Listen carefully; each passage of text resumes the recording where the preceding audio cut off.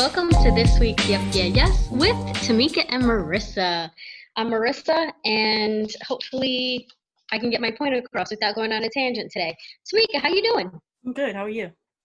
I'm fantastic. I know we went radio silent on my behest for the last 2 weeks, but I wanted to get on this week and talk about some stuff. But how have these last 2 weeks been for you?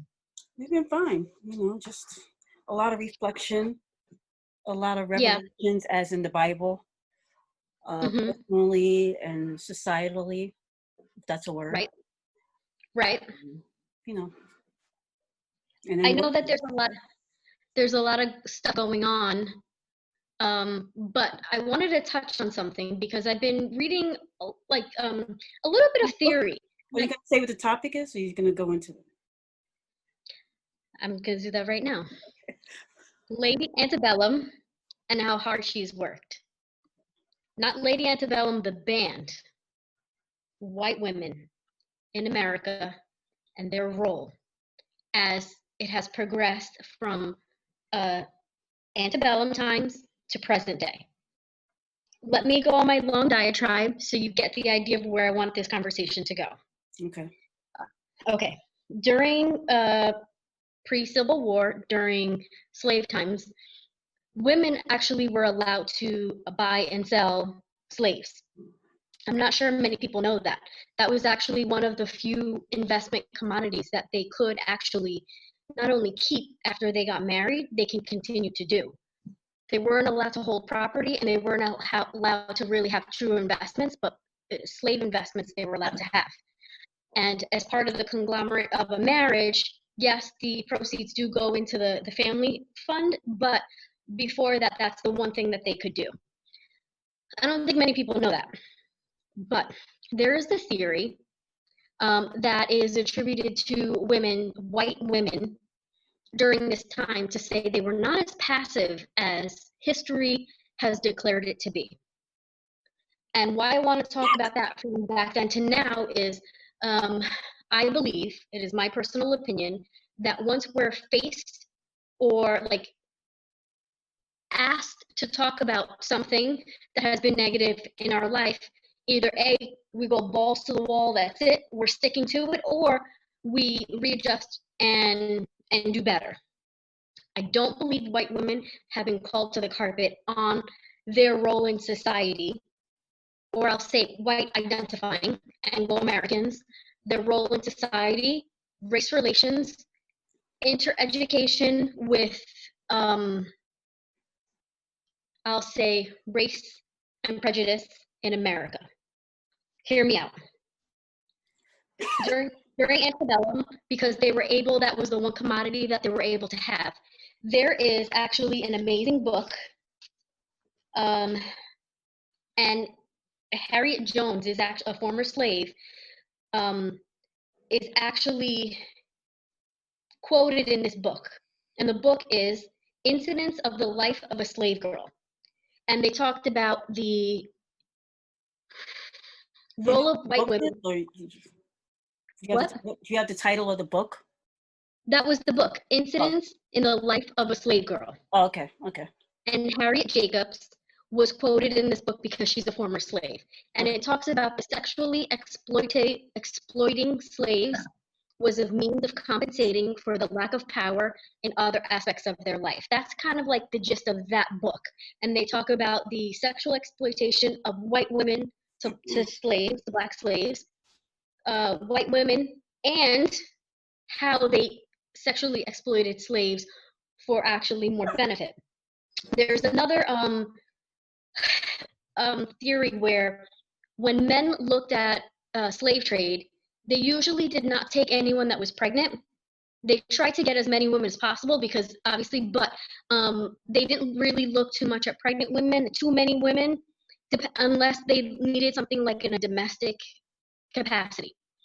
Women, actually, when they went, because they looked at long-term investments, women went to these slave auctions and they could get babies for free, pregnant women at a very, very low cost because they were considered a liability. Now, if you have a baby and you take multiple babies for free at an auction, and you took them home and you saw the long-term investment, I just kind of want to get that idea ruminating, and we'll talk about that later. I want to kind of look at the economic impact of that, and then we're going to talk about how that translates to today. I know you're looking at me like, bitch, hurry the fuck up. I'm like trying to follow. I have no idea what you're I'm trying, but I know the role of white women in slave trade, economic independence, because they were not really allowed to own property, but that's something that they were actually allowed to own. Now, white women were actually gifted slaves as babies. They had something called a prenup, but it wasn't a prenup. It was a different word used, where they were able to, when they got married, they were able to keep their slaves as their property. It was an agreement of marriage, even though they got husbands, got all the assets, and the name was changed. That's why, like Mr. and Mrs. and then the name, it's mostly the man's name. So everything got changed except for whatever slave assets they had entering into. Most, not all, not everyone had these sort of agreements, because only women helped other women with these agreements. Men really didn't get involved in these, so not every woman had them. So it's not very common, but it's something that did happen. So when we're looking at the role of white women in slave and slave trade, and I want to have a ground basis of why it was so important for them for slavery to continue. They weren't as passive as we think in history. Now, when you have multiple women, passive, by the way. Perhaps you didn't, and you're one of the few people. I do think that history is not written depicting how heavy-handed of a role white women, Anglo white identifying women, have had in the role of race relations and history. I think it's more like they're just a passive bystander and they have no say in what's going on, but they did. They had a higher say than most people realize. So now when we look at, so Fiore Scott in 1970, his words, not mine, women were seen as physically and intellectually inferior to men, but much more pious and pure moral. So now when we take that implication into the antebellum role that white women had in the history of slavery in America, I want us to remember that when we have sexual exploitation of white women to men and children and other women in the slave antebellum US history, we don't really write and we don't really have too much history on it because they were seen more as Christian, pious, and it was the man's fault on what they were doing. It was the slave's fault on what they were doing. So while we have history to say that male owners having children out of wedlock and sexually exploiting these other women, even men, during this time, we don't have as much history as women. Right. I believe because of that, white identifying Anglo-American women have not been called to the carpet on the heavy hand that they've had in race relations history in America. And because of that, we currently are dealing with what I will identify as the Karens of the world. Because of that, I am saying the Karens of the world still have a heavy hand in race relations in America. So we have, what will I call it? We have Barbecue Becky, right? A white woman in a park who should be minding her own business while people are having a picnic, and she's calling the cops because they're having a picnic at a designated picnic area. We have, what was her name? Was it Water Wendy? I can't remember. The woman who called the police for not having a permit on a little girl selling water so she could have money to go to Disneyland. Right.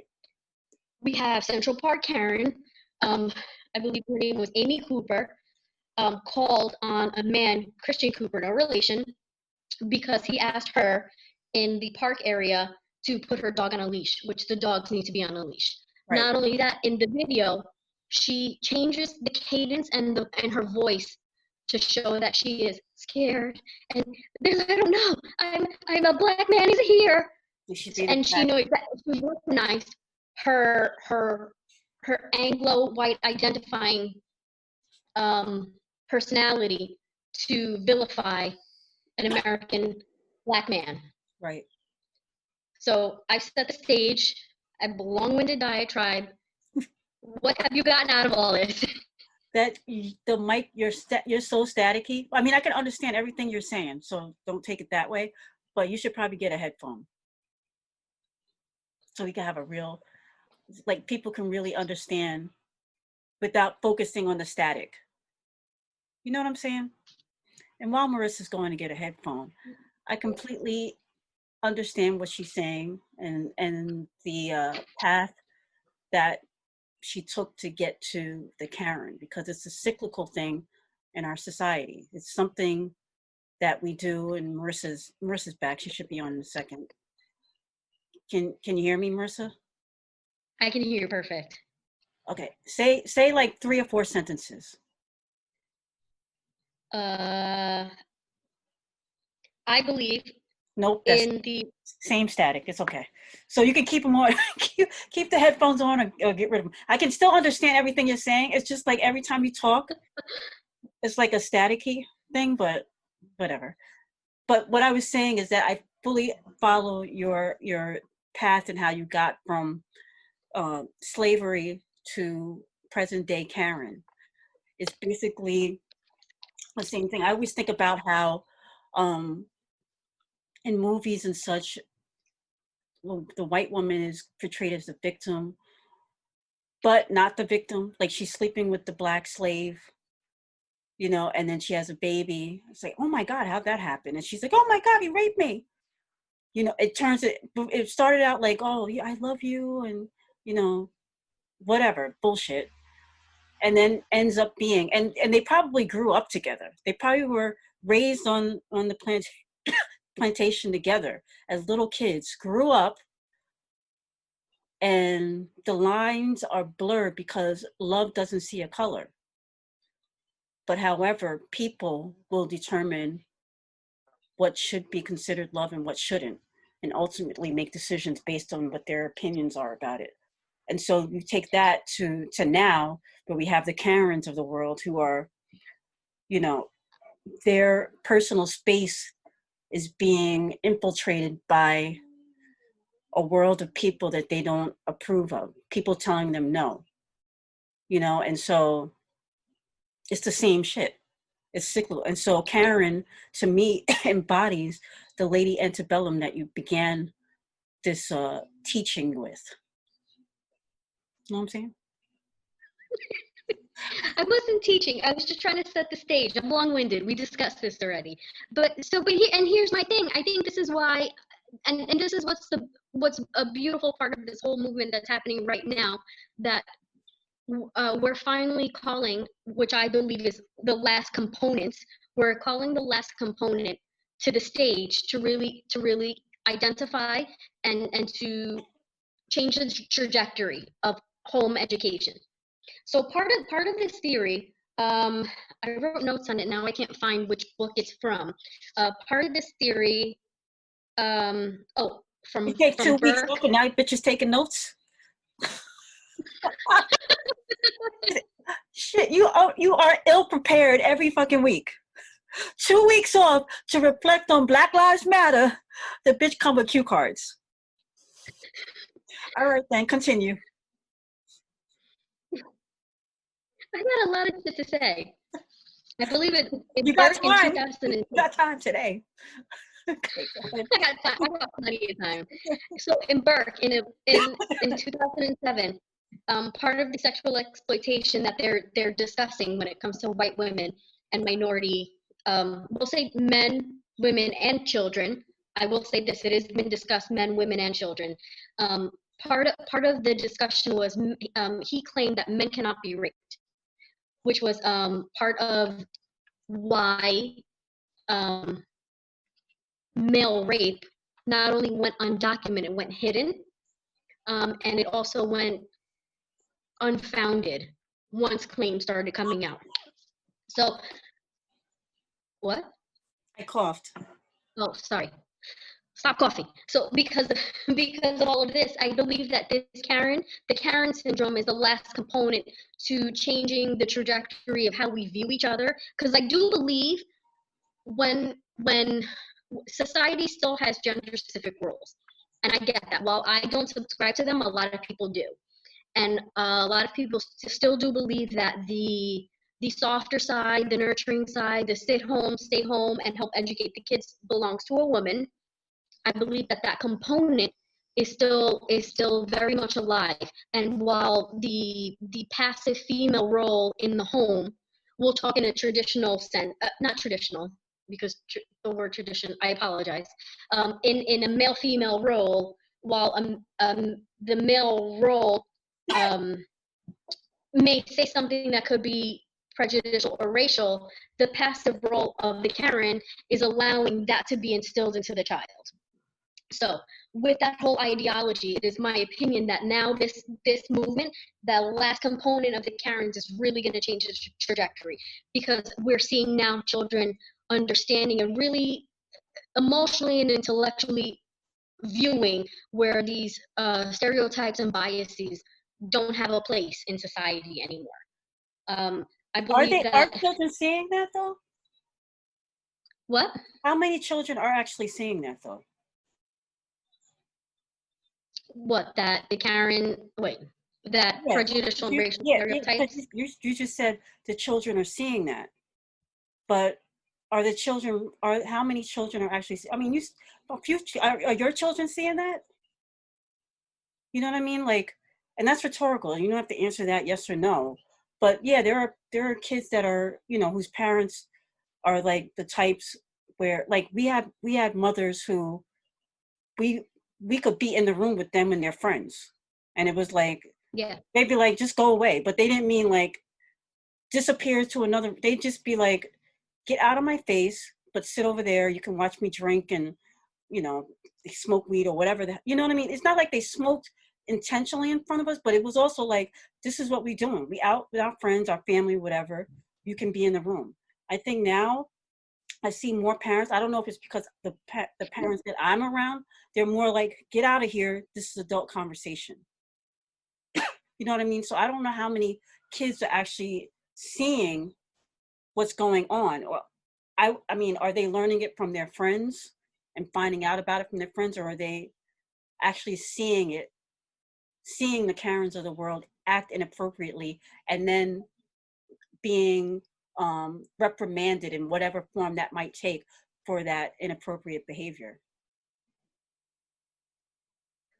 Well, see, that's a loaded question, because here's the thing. I think it also depends on your age bracket and your accessibility, especially to social media. I think those that have access to social media are seeing it. They're firsthand seeing it. There's no way with all these algorithms, and I don't care if you're considered an emo kid, an R&B kid, a hip hop kid, whatever it is. What grade, what age group are you talking? Because are we talking 7 and 8 year olds? Or are we talking 12 to 14-year-olds?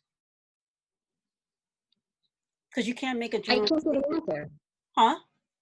I can't give an answer to that, because it all depends on the nucleus and how they view social media and what at what age they have access to it. Right. I will say from my home, I tend to, when my kids ask me my opinions on, especially like politics, I tell them flat out, I'm not going to give my opinion because you need to learn that as you grow up. I'm actively not giving them left, right, center. I'm giving them, when I can, facts, no opinions, when available. Otherwise, I tell them flat out, I can't give you my opinion because then it's going to sway how you think. You need to form your own opinion when you know more and learn more and develop more. I Are know you afraid that other people, like say me, for example, don't do the same thing? And so because of your the decision as a parent to not sway them in that manner, they then seek those answers from other people and begin to form those opinions based on the opinions and ideas of other people. See, I don't see them actively looking for those opinions that I don't give them answers to. It's my personal opinion. Maybe you have, because I know you have conversations with my kids on such a friendly maternal level as well. So I personally don't see them actively looking for that. Whenever someone I believe within their trajectory says something that I believe is inappropriate, I will actively say to them, this is their opinion and this is why their opinion is that way, or an assumptive opinion, why Right. it's this way. Other people believe that way. It's up to you when you learn and grow more for you to decide which way you want to go. You don't need to make that opinion right now. Just look at the person that's saying it and what weight does that opinion have for you at the moment. And then I try to go from there. But every house is different. Every way people gather information is very, very different. Some people get their news from podcasts, and they just don't know, and that could be a one-sided opinion. Or unfortunately, Twitter. That's where they get all their news. Well, honestly, listen, I'm one of those who gets a lot of news from Twitter. It's okay to get news from Twitter, but when you relegate yourself to one form of information, and then and all of the people that you follow are all like-minded, they all feel the same way, that's a problem. So that's what I'm talking about. That's what I'm talking about. Yeah. But this is what's so beautiful about this whole movement right now, is the fact that we're calling what I believe is the last component to really help make this situation so much better. We have never really looked at American weakness. And the reason I call it American weakness is because I'm not living in another country. But I do believe that Karen is an American weakness. I believe that they are fulfilling a certain part of society that has yet to grow. While we have instances where Anglo-American white identifying males and the occasional minority man fulfills these certain roles where they say, there was a YouTube video, and I don't even know where I got it from. It was so outrageous that I couldn't even continue to watch it, where it talked about there's IQs of races, and they only identified 4. And it was Anglo-American, Asian, Hispanic, Black.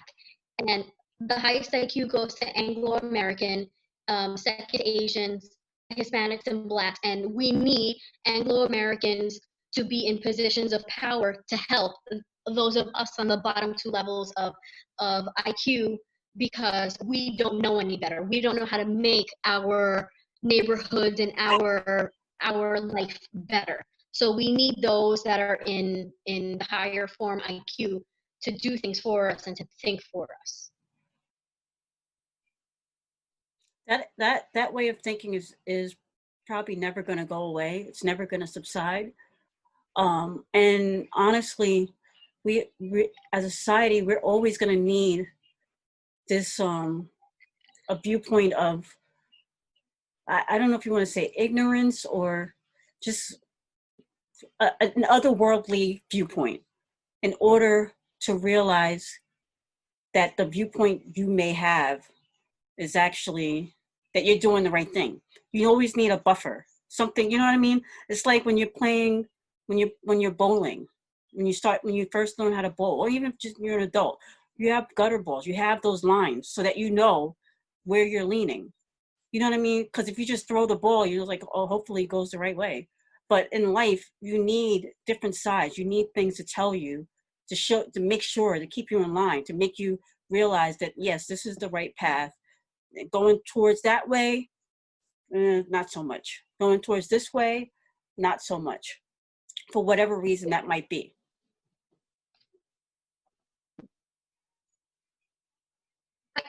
I agree with you on some level. I just don't think it needs to be so outrageous. No, I don't think, but it that's helps, like that study that came out that female brains are 30% smaller than men's, and that's why we can't hold positions of power. But there's another study that shows that women in positions of in companies that are in CEO and COO and CFO positions, higher positions of management, they outperform their male counterparts. So This is I don't know. I believe one of the reasons why Black people, as much as we have always been held down under the proverbial knee of society, um, the people that are basically holding us down and preventing us from succeeding are actually helping us in a way, because they're showing us how resilient of a people we are. Even though we have so much more to go as society, as a Black society. You think about when we first came to this country, when we first dragged here in chains in the bottom of boats, ships, to where we are now. You know what I mean? Yes, we have a lot to do, a lot more work to do, but if it wasn't for those people holding us down constantly, we wouldn't be able to show how resilient of a people we are, how well we are able to galvanize. These protests, yeah, we got tons of nationalities, ethnicities, all fighting fighting alongside us in the midst of a pandemic. Think about all that has happened in these last 2 weeks, how much legislation has been passed just because Black people's like, I had enough, I'm tired. Get this shit done now. You know what I mean? And so unless you're constantly being punched in the gut, it's like at some point you just fight back. And that's what I like, being a Black person, and you see like, damn, we are some resilient motherfuckers. Like there's nothing that you can do that's going to stop us. But see, but there's my point. Well, this is where I agree. Obviously, I agree, but this is where I want to bring that last component to light. This is where I'm saying that the idea of the Karen in America is the last component to really help, because we look at Seneca Village, we look at Black Wall Street, we look at all these things before redlining, before educational segregation, before all of this. Minorities were prosperous in the United States of America. What ended up happening? White women, Anglo-identifying white women, could not stand that a Black man had hierarchy. So Right. what did they do? They called to arms. I am so scared, I'm frightened. I can't go into a store with these Black women. You need to do something about it. Right. I can't have a Black man in here doing something. I am scared. So what did they do? They called to arms and made sure that redlining happened. Seneca Village is gone. Black Wall Street is gone. All these other things came into place. And this is where I'm calling the Anglo-American white identifying female of America, calling her to the carpet to say, you're the last component. You need to be held accountable. And by no means do I need an apology, but you need to understand that what your role in history was and how you had an impact and where you need to go from there. So yes, do I believe minorities are resilient? I think the human spirit is resilient no matter what. I think when we have it's one of those things that where there's I can't remember what the anthropological theory is, where it comes, and there was a really great movie with William Dafoe in it, and they talked about this. They talked about this theory where it gives hierarchy. So, and I believe Dave Chappelle did this too in one of his comedy specials. It talks about hierarchy in socio-America subcultures where as long as I can identify myself as better than you, even in my poorest state, I'm still I'm still doing good. So like we'll take Long Island, Suffolk County as an example. We have Italian Americans who can live in the same neighborhoods as us, but because they're not us, they're able to call us spics and spit on us during protesting. But our W-2s are the same. We live in the same neighborhood, but I'm the animal. Just saying. Yeah, I mean, I still stand by, Black people being resilient. You know what I mean? It's just you take a step back and you say, damn, like even with the Karens of the world, you know what I mean? The bitch can't hold us down. Mm-hmm. She can't. I'm friends with Karens. You know what I mean? And Mm. you know, Well, I'm not arguing against that. I want the last component to be really held accountable, and I want us to be able to move forward. but I don't see. I see a path forward, but I don't see an end. You know what I mean? Like a lot of people are like, we gotta end this racism. The shit ain't gonna just like that shit. We're gonna live through it for the rest of our lives. Like that's like we're talking 400 years of system. I always get systemic oppression. You know, systemic racism. It's like That's 400 years of slavery. Now we've got the right to vote as women in what, 40 years? Like, right. think about that. Like, we haven't even been done with all of this, not even 100 years fully. So It's like you can't just, you know, and in the grand scheme of things, America is a very young country in the form in which it was stolen from the Native Americans. You know, yeah, but it's a very young country, and so the idea that we can be progressive enough to eliminate racism. I mean, racism isn't just against Black people. We fight in the Black fight right now, but our Asian brothers and sisters, our Spanish brothers and sisters, who we need another day for that because I can't. They're just, I really wish more Spanish people were in the fight for Black Lives Matter. You know what I mean? There are some, but overall, it don't feel that way. You know, it is what it is. That's another topic. I could be wrong. That's another topic for another day. But our I Indian definitely think America, you're wrong on that. huh? I definitely think you're wrong on that. When it comes to Hispanic and Latinos in the Black Lives movement, especially, I think you're wrong because I think that there's such a spectrum of how we identify and who we are as a people. So just by looking at someone, like you can't say one And way or the other. that's exactly what I mean. I was watching Anna Navarro um, talk about she's from Nicaragua. See, I didn't want to get into this whole thing, but I'll just say this real quick. She was talking about, you know, she was born in Nicaragua, and she's like, you know, I wasn't here for the civil rights movement. It didn't move me. So she's like, you think about so many Spanish people that came to main side America. You know what I mean? United States of America, from Mexico, wherever they came from. You know what I mean? We can even say, I mean, I know Puerto Rico is part of the United States. I'm not talking about like that. There's people that don't have the same kind of, I would assume, I mean, I never lived there, but I can assume that the lifestyle in Puerto Rico is different from the lifestyle in many parts of the United States. For God's sakes, there's people in this country that say that they're not American. So can you imagine?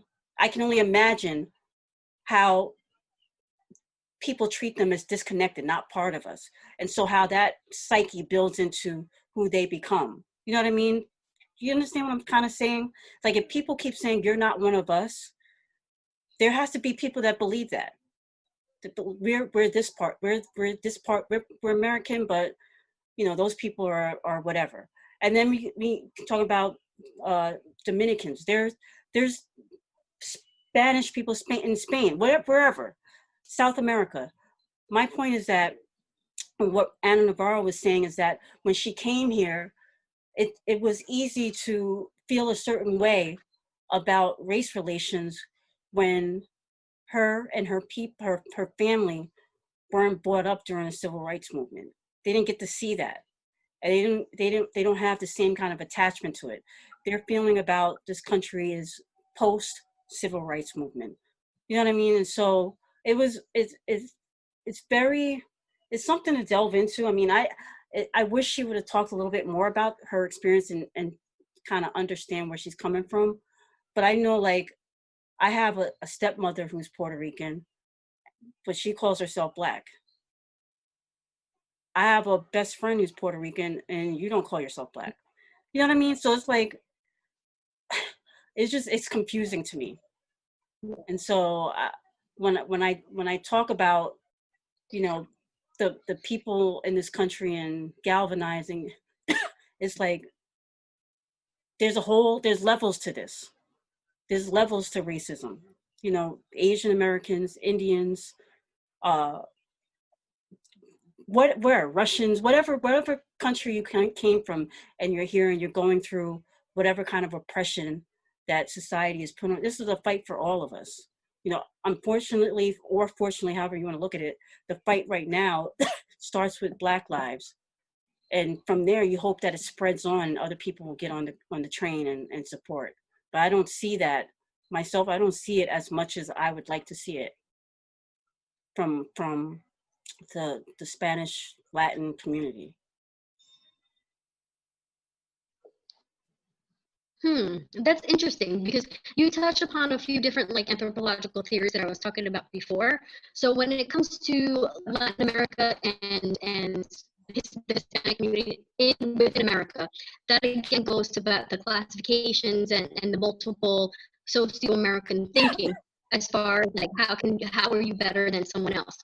But for anyone that's listening and they feel that Latinos in America have not had their own movement, I dare you to look into the Young Lords and educate yourself on that, because that movement, let alone, has really not only helped New York, but has helped a lot of things within the country at large.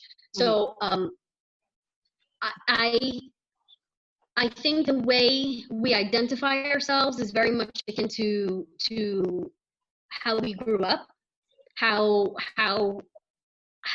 America speaks to how we self-identify. So if I were to, so I'll put myself on your stepmom as an example. She identifies as Black, I identify as Puerto Rican.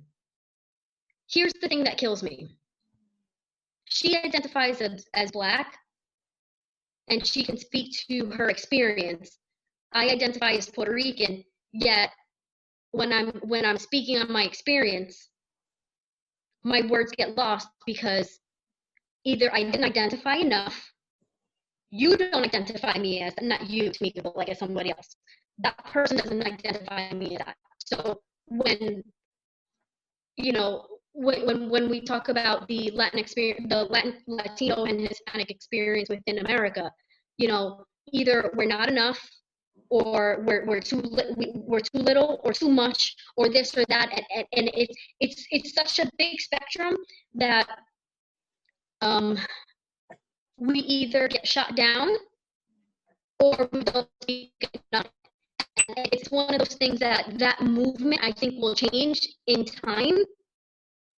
It's just not right now. And I think we need to allow our community who needs the voice right now to continue that voice. It's not the Hispanic movement right now. It's not the Puerto Rican movement right now. Me as a 4'9" light-skinned Hispanic is not going to have the same encounter as a 5'10" Black man. Period. It's the Black Lives Movement right now. The Hispanic movement will happen later. And that's where I want my yeah, I definitely agree with you, and that's why I was saying with like, this behooves all of us. This movement it's about Black lives right now, but in this country, it's always the jumping point. You know what I mean? The civil rights movement is a jumping point for a whole bunch of other stuff. You know, the Black Lives Movement is going to be a jumping point for a whole bunch of other stuff. The problem is that people tend to look back and don't recognize the fact that a lot of the civil liberties that they enjoy today were because of Bloody Sunday. You know what I mean? A lot of people, a lot of non-Black people don't recognize the fact that a lot of the civil liberties. Go ahead, Yolanda. You can be on camera and pretend. She's messing up my light. a lot of the civil liberties that other minorities experience today are purely because of the fight that so many Black Americans fought and died for this country. And I don't think they get the respect. I mean, everybody's like, yeah, MLK. It's like Jesse Jackson was standing right in the balcony next to him, and he's still alive. You know what I mean? He's still here. He watched that man die. But nobody, I mean, every once in a while he'll show up on a show, but nobody really, this is how I know that if MLK was alive today, do we really believe he'd be getting the love that he's getting now? Jesse Jackson was standing right there with him on that balcony. And he's like a passing, I was like, oh yeah, Jesse Jackson, yeah, Rainbow Coalition. There's no buildings named after him. And that's what I'm saying. It's like, I don't know. This is way past. This is why I said I don't want to talk about this today. We going back to Karen. Karen. Listen, I gave an agenda. I gave a 45-minute diatribe on what I wanted to talk about. So don't look at me this time. All I'm saying is Karen is cool until she's not. Karen is the woman in front of us in the line at Starbucks. It's like, oh yeah, go ahead. Then leaves, goes to the park, sees a big black man, and it's like, oh my God, I'm fearing for my life. Karen is a woman who is our boss at work and tells us, you're doing a really good job, but you know, we're gonna go with somebody else for the position. Yep. So it's more than, you know, attacking somebody for playing Spanish music in a public park, or like you said, selling water, attacking a little girl for selling water in front of her own fucking house. It's more than, you know, barbecue Patty and all these people that you mentioned. It's more than that, because these people in those moments they were caught, but then they go back to their lives and they have a direct impact on my life from because they're mad. And that's why I'm saying that is the last component. And I think history has not done its job to call them to the carpet. And I think this is the exact moment where we're doing this. She is the last component for this race relations sort of movement and just openness. And this is not an attack on white women. I don't want people or white identifying. No. This is not what I'm saying. Some of them are different people. Some of them. But I say all that to say, you know, this is the last component, and I think we need to call it to the carpet, you know. Did you hear about this woman? I'm trying to look for her name. Oh, Barbara Fedida. Have you heard about this woman? She's the Karen that we're speaking about that needs to be called on the carpet. She's been placed on administrative leave. She's the ABC News executive. So apparently she's been using all these microaggression, racist comments as the head of ABC News. Comments that she said about Robin Roberts, comments that she said about other, you know, Black and minorities, men and women. And so they did an expose on her. And so ABC put her on administrative leave so they can discuss, you know, what's going on with her. And she was like in charge of like talent acquisition. So hiring and firing of people in the ABC News division. There's multiple lawsuits that were settled because of her discriminatory practices. And this is what we're speaking about. This is the Karen that's not in the park. This is the Karen that was in the park and that did what she did, was not filmed, went back to work and continued that same type of behavior. Even with somebody like Robin Roberts as one of the top news anchors in our country, and saying, when Robin asked for a raise, you know what her comment was? It's not like we're asking her to pick cotton. Why should we give her a raise? That's that bullshit.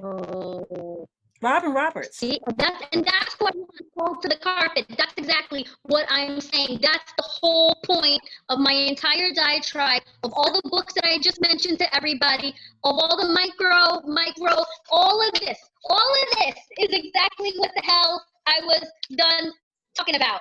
You all of it. But you got notes. I can't believe you with the notes. I can't. But yeah, Barbara is on. I could go on ideas. I really can't believe you have notes. You have real words on there? Yeah, but what? Do you have real words on there?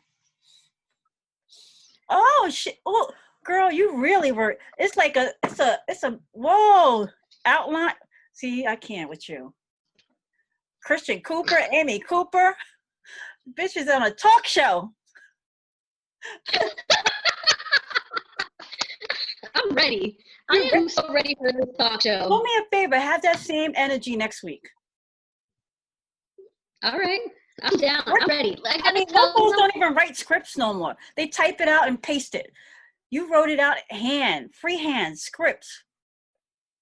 May 2018. She ain't right.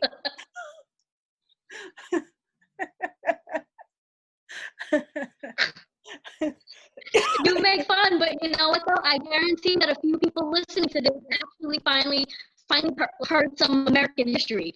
You know, they're learning about Central Village, Black Wall Street, the Young Lords. I got you.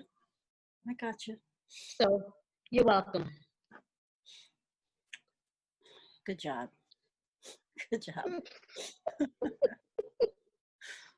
Well, where can they catch us? Well, we don't got no trending this week, or we just like, it's all good? Listen, no. This whole shit is trending. The Karens is the trending. All right, it's your week. Before we leave, you got show everybody my shirt. It says Kaepernicking. I have no problem with. I want to know if that man a job. Wait, what's the guy's name again? Is it Goodall? No, who's the guy that came with the whole? Roger Goodell? Yes. What about him? Oh, I thought it was Goodall. So now, since he did the whole we should have listened to our players earlier. Say his name, but you can't say his name. Fine, whatever. Put your mouth in, mofo. He ain't getting the job. I mean, Goodell is not going to say Kaepernick's name, because at the end of the day, Goodell works for the 32 NFL owners. Like, they employ him. He makes like 40 Everyone can't be Huh? You know what? Can I relate somebody quick? Go ahead. Show Alexis Ohanian. Oh yes. Alexis Ohanian. First of all, thank you for being part of the cause. Thank you for being an ally. Thank you for putting your money where your mouth is. I forgot the gentleman who's the first Black board member, because he gave up his seat on Reddit. Now they have a first Black board member, and I can't remember his name, but Alexis Ohanian, that's putting your money where your mouth is, and his whole reasoning and his whole desire to do better, not only for his daughter but for us and just for the world. Thank you. I'm feeling it. I can't remember the guy's name. I was looking for it online, but you know, I don't want to spend all day browsing the internet for this guy. But you know what though? But I gotta say though, he's got a big weight on his shoulders right now, because listen, you got that chair. Exactly. Well, the guy is already he's a multi-million. He is one of Reddit's first supporters. You know what I mean? Like financial. So. But this is like Chris Rock said it best in one of his specials, where Black people. Michael Seibel or Seibel, I don't know how you say it. But do you remember that special where Chris Rock was making the comparison of Black people have to not only climb a mountain with a boulder on their back to where certain Anglo white identifying just step over? He goes, I do really, really well. And my neighbor's a dentist. I know. I That's know. some shit. So he's got a lot of eyes on him, and uh, While we're on, all those jokes. since we don't have a trending, I did want to just bring this up because next week is going to be outdated. But for real, bravo to Dave Chappelle. Although I did see a thing where they said that he never supports black women. I have to look into that. He's always calling them cunt bitches. He didn't say Breonna Taylor was Oh, name in Andy the Cohen. special. Huh? You talking about Andy Cohen? No, Dave Chappelle. The Dave Chappelle special. The movie. Okay. I I was just saying that it was really good. Then I read an article where they were saying it was really good, but he's got a thing with black women. He never like he's always calling, first of all, he's always calling women cunts and bitches. He even he respected George Zimmerman enough to call him by his name. He didn't call him asshole or anything like that. This guy, George Zimmerman. And every other woman was cunt or bitch. Didn't mention Breonna Taylor. And that's like, those three are like the holy trinity right now. Ahmaud, George, Breonna. You know what I mean? It's like, and so he mentioned the other two, but he didn't mention her. So it's an interesting thought, but I did want to, you know, if anybody hasn't seen it yet, go on YouTube and watch 846 because it's really, really good. And I wouldn't call it a comedy, but I mean, it was funny at points, but it's like, damn. It was a diatribe. Yeah, it That was was a diatribe. it definitely was. It was a good 15-minute diatribe. Intelligent one. Sound like he knew what he was talking about. You know what I mean? Anyway, Yeah. that's all I got. Where can they catch it? Yep, Where yeah, can yes, they catch 18 it? on Instagram and Twitter, and the Yep, yeah, yes podcast on Facebook. I was gonna say FaceTime, Facebook. Follow us. We got we got a lot to say. We were mute for 2 weeks, but we back, bitches. We are back. And with notes. Marissa got her notes. She ready. She really ready.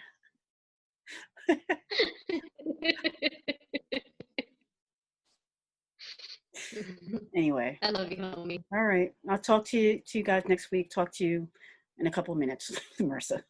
Bye, y'all. Bye. Bye.